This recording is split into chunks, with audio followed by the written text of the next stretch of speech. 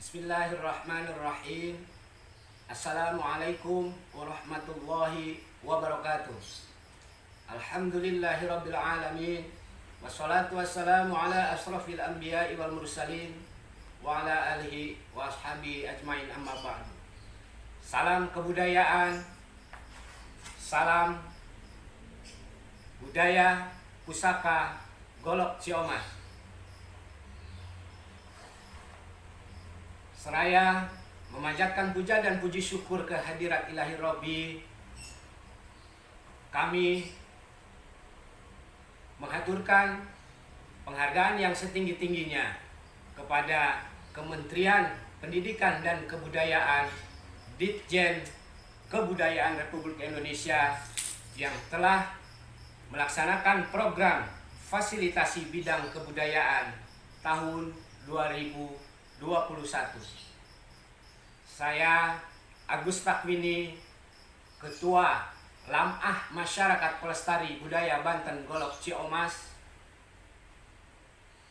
atas nama seluruh pemilik dan pemegang Golok Ciomas dan masyarakat pelestari dan pencinta pusaka Golok Ciomas, dalam kesempatan ini izinkan kami menghaturkan beberapa program kegiatan yang dilaksanakan demi upaya pelestarian dan pengembangan budaya Golok Ciomas.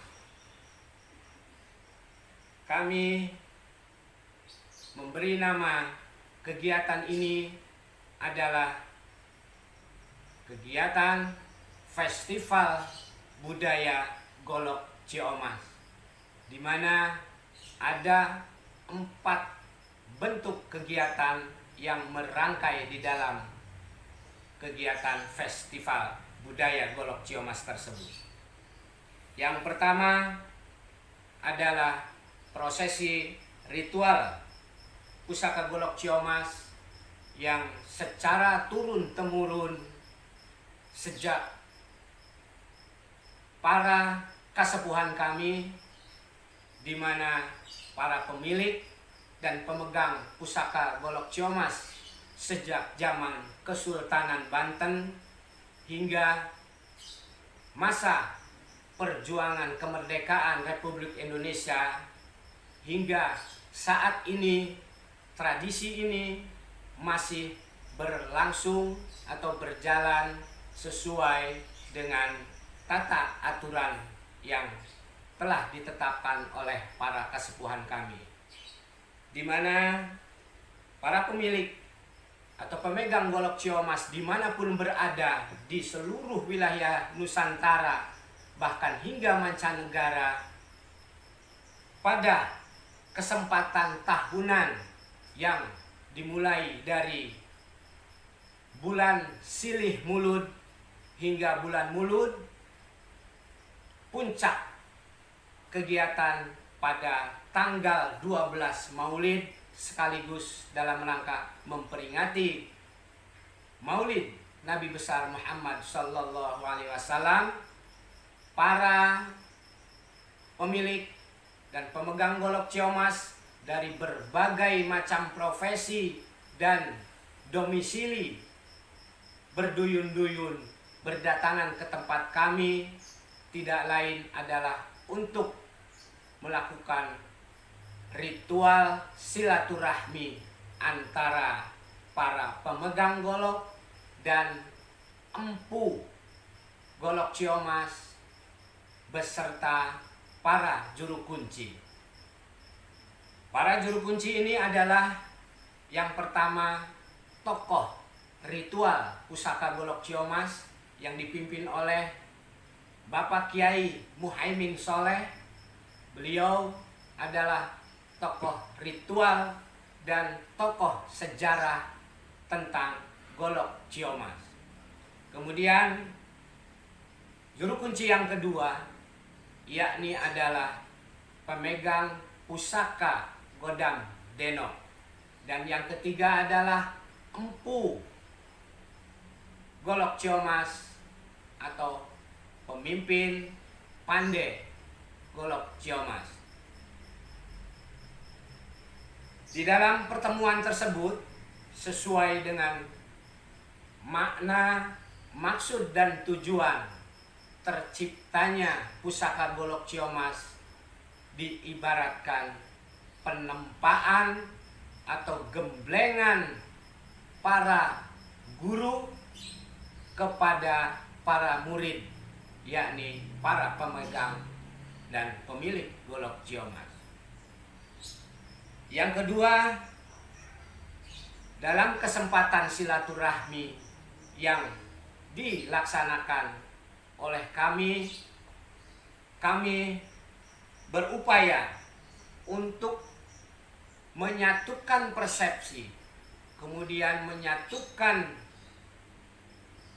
kegiatan yang dalam pertemuan di antara kami para pemegang dan pemilik Golok Ciomas dari berbagai wilayah, kemudian berprofesi, beraneka ragam, kita satukan dalam momen tersebut menjalin hubungan kekeluargaan, kemudian saling mengedukasi keilmuan, keterampilan, dan lain sebagainya. Sehingga dalam kesempatan itu diawali dari bulan Silih Mulud hingga puncak acara di tanggal 12 Mulud, kami menyelenggarakan satu kegiatan yang kami beri nama Kampung Wisata Budaya Golok Ciomas, di mana baik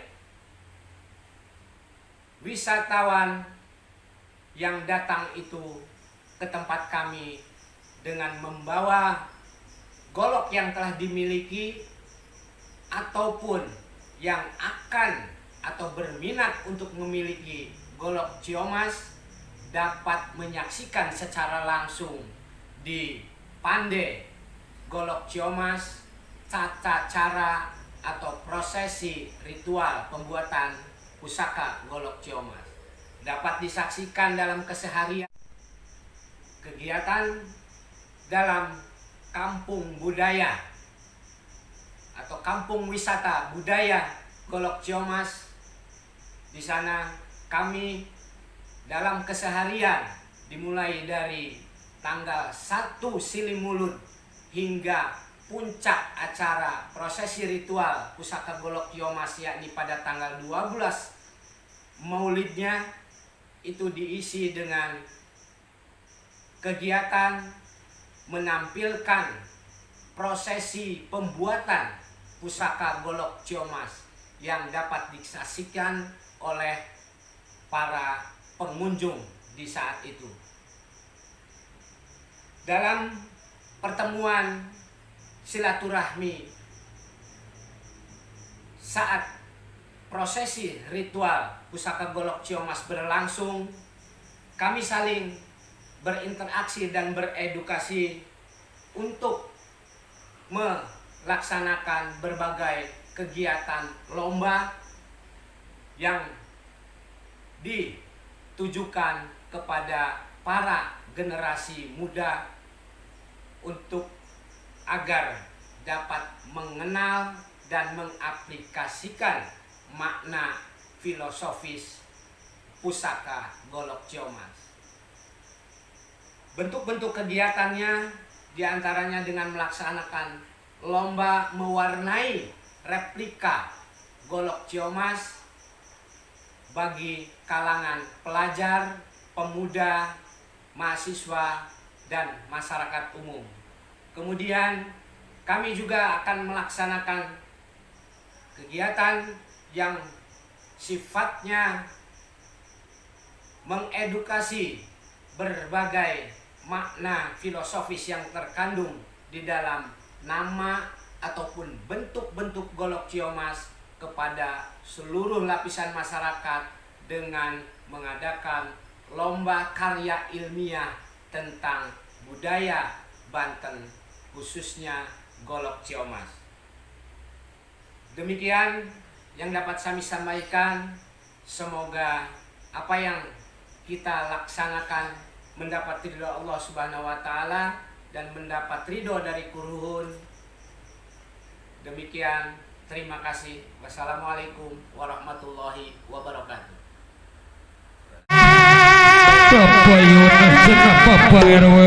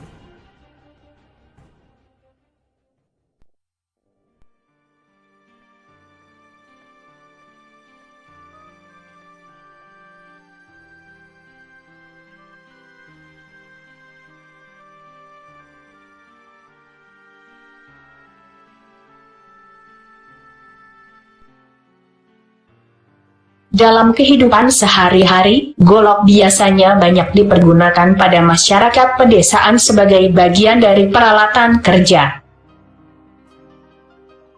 Dengan demikian, golok merupakan bagian yang tidak terpisahkan dari kehidupan masyarakat desa.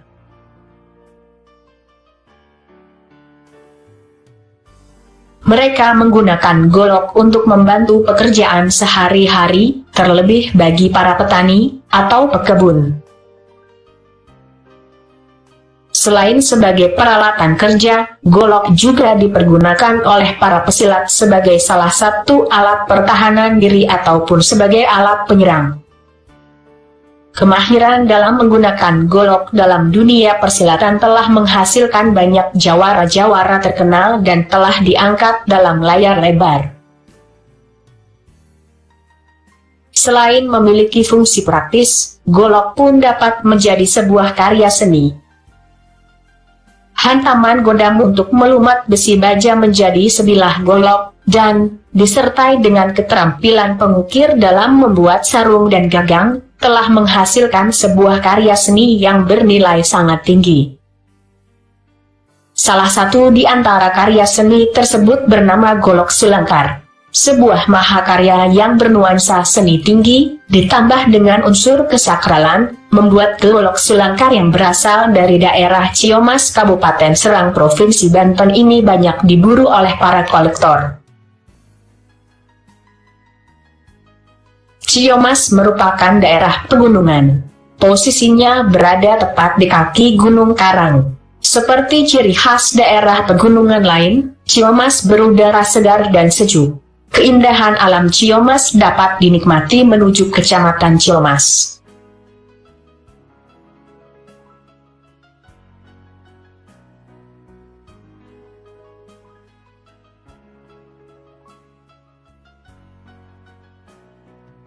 Golok Sulangkar yang menjadi maskot Kecamatan Ciomas kini telah memiliki sebuah maskot, yaitu golok raksasa yang memiliki panjang sekitar 5 meter.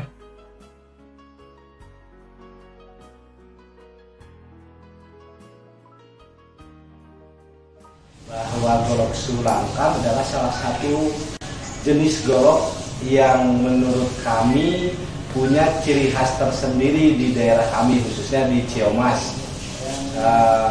Ini sangat istimewa karena memang menjadi ciri kearifan lokal tentang senjata khas daerah.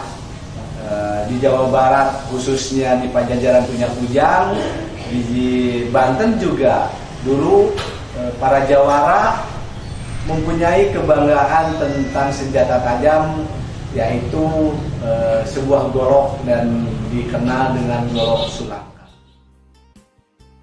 Dinamakan golok Sulangkar karena bahan baku yang digunakan terbuat dari jenis besi Sulangkar. Jenis besi ini biasa digunakan sebagai injakan kaki pada kereta delman yang sudah tua. Besi Sulangkar dipercaya mengandung banyak manfaat atau tuah bagi pemilik. Di antaranya, gampang disayang, dan disegani orang lain. Secara pasti dari para tokohnya, tidak ada yang memastikan menyebutkan tahun pembuatannya. Namun, seiring dengan para kiai ada di Banten, di mana para kiai itu dikenal dengan jawara, golok Sulangkar itu ada dan dibuat oleh para kiai itu sebagai senjata yang memang bisa untuk menjaga diri dan untuk koleksi tentang senjata khas di Banten. Meskipun dunia luar menyebut dengan nama golok Ciomas, namun para perajin menyebutnya dengan nama golok Sulangkar. Sejarah golok Sulangkar Ciomas dapat ditelusuri melalui prosa cerita rakyat berbentuk legenda yang telah dituturkan oleh masyarakat selama berabad-abad lamanya. Alkisah, pada masa Kesultanan Banten, ada salah seorang bayi yang memiliki keganjilan. Dia tidak berhenti menangis, dan tidak ada seorang pun yang dapat meredakan tangisannya. Sultan kemudian membuat sebuah sayembara. Barang siapa yang dapat meredakan tangis bayinya, maka dia berhak mendapatkan hadiah dari Sultan dan mengasuh bayinya. Tak lama kemudian, datang seorang pria bernama Ki Gede. Di tangan beliau, bayi Sultan seketika berhenti menangis. Sultan kemudian mensyahkan Ki Gede sebagai pemenang sayembara dan mendapatkan hadiah berupa palu godam yang kemudian dinamakan Godam Sideno. Setelah dewasa, bayi Sultan yang diasuh oleh Ki Gede dikenal dengan nama Ki Cengkuk. Ia adalah orang yang sangat sakti dalam membuat golok. Dan golok pertama yang dibuat oleh Ki Cengkuk dengan menggunakan Godam Sideno, kemudian dinamakan golok Sirebo.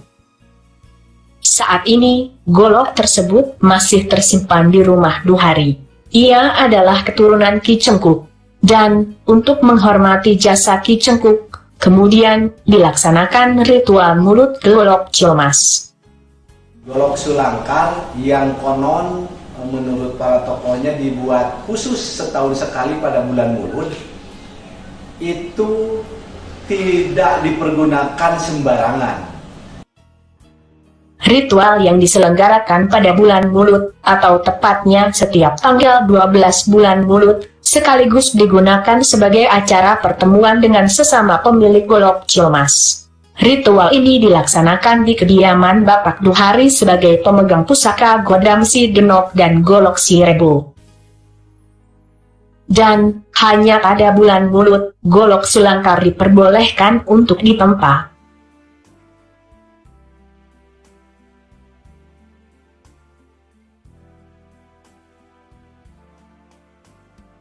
Pada bulan Mulut juga, setiap golok sulangkar Ciomas harus dioles dengan menggunakan godam sideno melalui ritual tertentu.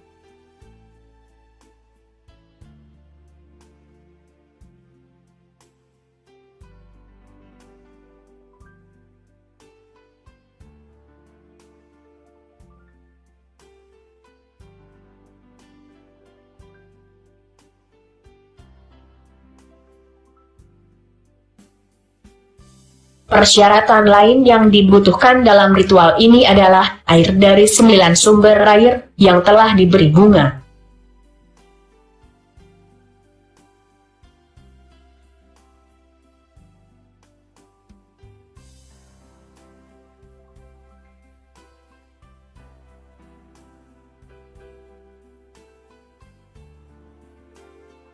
Tepat pada tanggal 12 Mulut, acara dimulai dengan lantunan zikir dan tawasulan oleh pemuka agama setempat, yaitu Bapak Hajan Muhaimin. Setelah itu, golok dan bahan dasar golok kemudian dioles dengan menggunakan godam sideno. Golok sulangkar itu didesain di mana ujungnya itu memang ditambah dengan racun yang memang bisa melukai tubuh, di mana sudah terluka oleh golok itu sulit untuk disembuhkan. Memang pada masa perjuangan, golok sulangkar dikenal sebagai senjata tradisional untuk melawan penjajah. Supaya lebih mematikan dalam melawan penjajah, golok sulangkar kemudian diberi racun yang berasal dari racun ular, katak, atau kalajengking. Dalam membuat golok sulangkar, diperlukan bahan dan beberapa buah peralatan, di antaranya besi atau baja yang menjadi bahan dasar. Sementara, peralatan yang diperlukan adalah pahat. Pahat digunakan untuk membelah dan memotong bahan yang akan dijadikan golok. Peralatan lainnya yaitu pengkorek api, capit, talenan besar dan kecil, bak air, arang, bubuk, dan palu dari berbagai ukuran. Pengkorek api digunakan untuk mengkorek bara api. Perkakas ini terbuat dari besi sepanjang 50 cm. Bagian ujung melengkung. Sementara, ujung lainnya diberi pegangan yang terbuat dari kayu. Capit digunakan untuk menjepit atau mengambil bahan golok yang masih dalam keadaan membara. Talenan atau paron digunakan sebagai alas tempaan. Alat ini terbuat dari besi baja. Bak air digunakan untuk mendinginkan golok. Caranya adalah dengan mencelupkan besi atau baja yang sedang membara. Proses ini dilakukan berulang-ulang. Arang berfungsi sebagai bahan bakar. Agar tetap membara, arang harus ditiup secara terus-menerus dengan menggunakan ubuk. Ubuk, peralatan pandai besi yang berfungsi sebagai pemompa udara ke tungku pembakaran. Ubuk terbuat dari kayu nangka sepanjang 1,5 meter. Proses kerja ubuk adalah dengan menekan tongkat kayu secara bergantian, agar suhu bara api dapat tetap terjaga. Palu digunakan untuk memipih atau menipiskan bahan golok saat masih dalam keadaan membara. Proses pertama dalam pembuatan golok sulangkar adalah memilih jenis logam yang akan ditempa. Setelah mendapatkan jenis logam yang diinginkan, logam kemudian dibawa ke lokasi tempa. Tidak lupa, air yang telah diberi doa pada saat pelaksanaan ritual golok Ciomas yang dilaksanakan pada bulan Maulud, kemudian dibawa dan dimasukkan ke dalam bak air.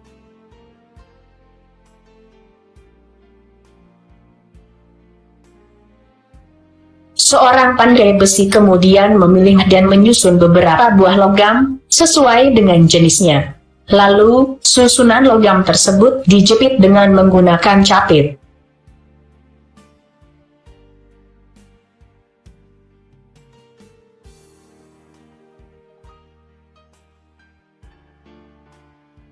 Susunan logam tersebut kemudian dimasukkan ke dalam tungku pembakaran. Suhu api di dalam tungku kemudian ditingkatkan dengan menambahkan arang dan tiupan angin yang dihembuskan oleh ubur.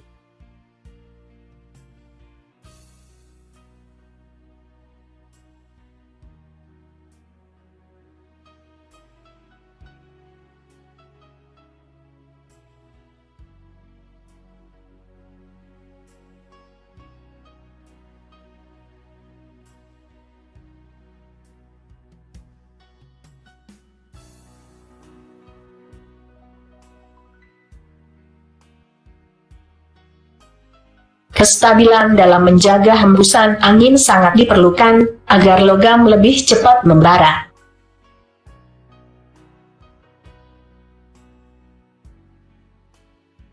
Pembuatan golok sulangkar umumnya hampir sama dengan pembuatan golok di daerah lain.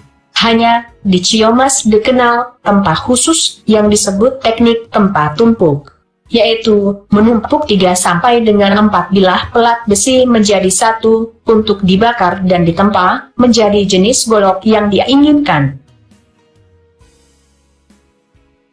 Pada beberapa jenis golok, ada juga yang dikombinasi dengan teknik tempa lipat, yaitu setelah tumpukan besi dibakar, bara besi yang sudah agak lunak dilipat, untuk kemudian ditempa sebanyak 4 sampai dengan 5 kali pembakaran dan penempaan.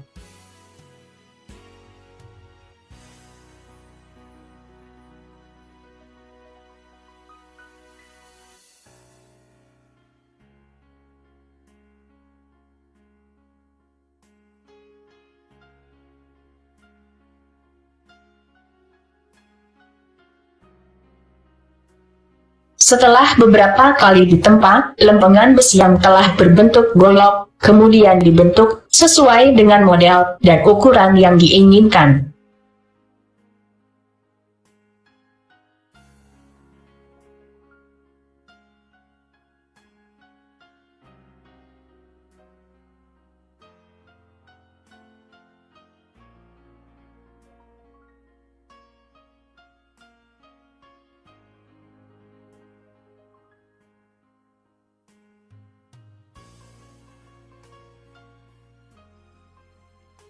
Kemudian, setelah terbentuk sempurna, dilakukan proses finishing dengan menggunakan kikir listrik. Setelah selesai, pada bagian terakhir proses pembuatan, bentuk golok lalu dirapihkan, agar terlihat bersinar.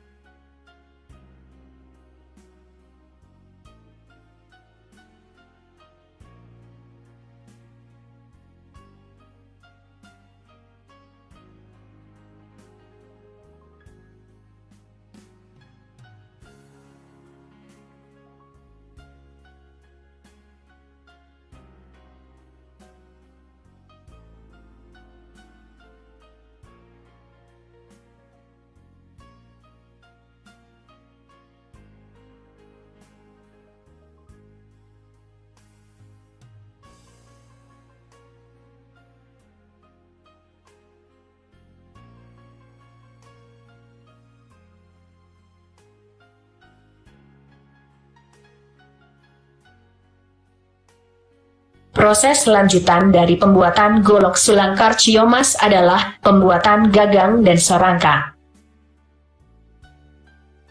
Peralatan yang diperlukan untuk membuat gagang golok dan sarangka diantaranya bor listrik, gergaji, pisau, dan gurinda.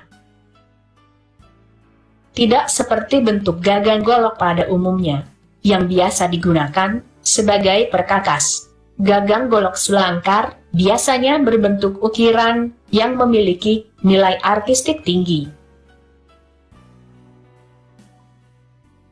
Bentuk gagang biasanya menyerupai kepala tokoh pewayangan atau hewan yang memiliki mitos mistis, seperti harimau, ular, dan sebagainya. ukiran gagang golok menggunakan teknik cukilan. Teknik tersebut menambah tinggi nilai sebuah golok sulangkar.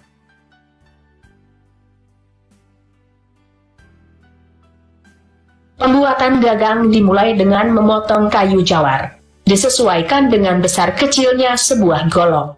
Kemudian, kayu lalu dipapas untuk menghasilkan bentuk dasar. Setelah itu, kayu dipahat dan diukir sesuai dengan pesanan yang diinginkan pembeli. Bor digunakan untuk membuat lubang untuk memasukkan batang golok. Gagang yang sudah jadi, lalu dihamplas dan dicat.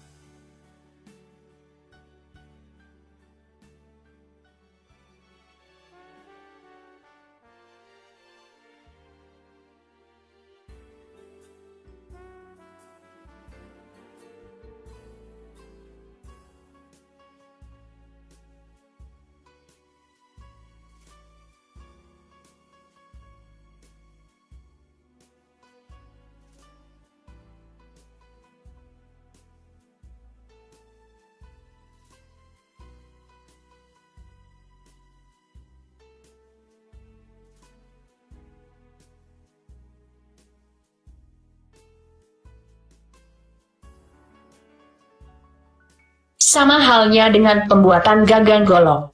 Pembuatan sarangka juga memerlukan teknik papas dan cukil. Perbedaannya, sarangka tidak harus diukir. Teknik cukilan digunakan untuk memperoleh ruang batang golok. Setelah bagian luar jadi dibentuk, kemudian bagian dalam dipola dengan golok yang akan menjadi pasangannya. Setelah itu, bagian yang telah dipola lalu dicukil untuk membuat lubang batang golok.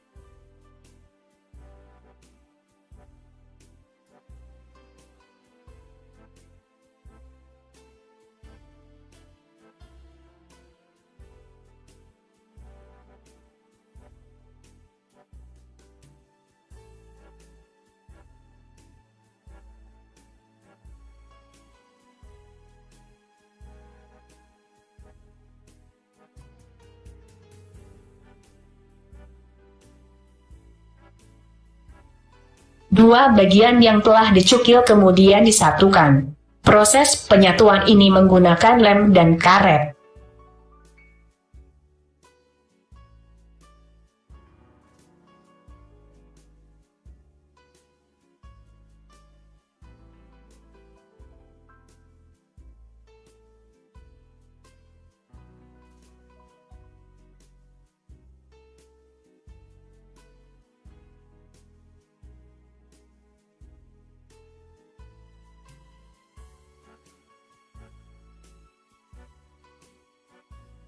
Bagian terakhir pada pembuatan sarangka adalah menambahkan aplikasi yang terbuat dari tanduk kerbau. Hal ini dilakukan agar sarangka menjadi lebih bagus dan memiliki nilai seni yang tinggi.